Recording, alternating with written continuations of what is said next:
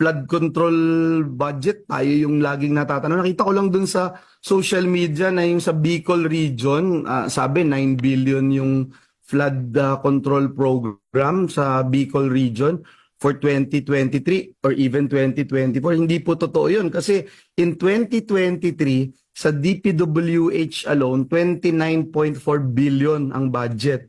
This year, for Bicol Region 2024, ang budget for flood control ng DPWH ay 31.9 billion. So 2023 and 2024, meron kang 61.42 billion na budget for flood control in Bicol Region alone. So ito dapat tignan nating mabuti sa budget deliberation kung saan ba talaga napupunta to, may impact ba talaga itong ginagawang flood control projects and programs ng ating pamahalaan. And if you would recall, I even mentioned sa plenaryo na 1.44 billion a day ang ginagastos ng pamahalaan. Kasama na po dyan, hindi lang DPWH, nandyan yung DENR, nandyan yung Climate Change Commission, nandyan yung MMDA at iba pang ahensya ng pamahalaan.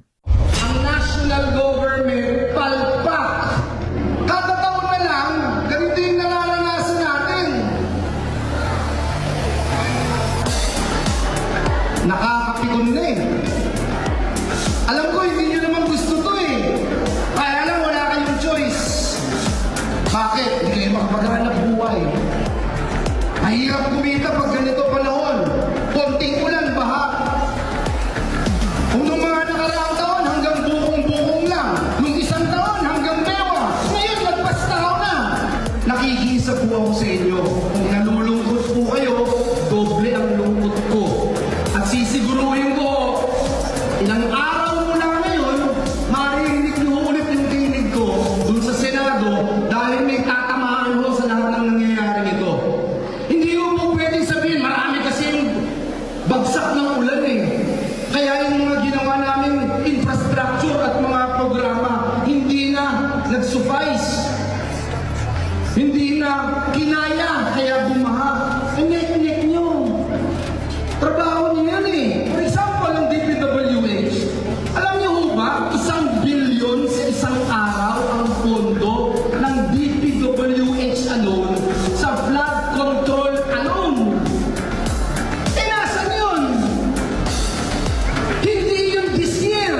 Last year pa. Eh, 2 taon na po.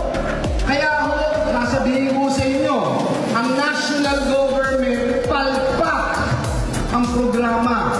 Kaya kung naiinis kayo, mas naiinis po ako at sisingilin po natin sila. Allergens, particles, formaldehyde. Dyson's latest air purifier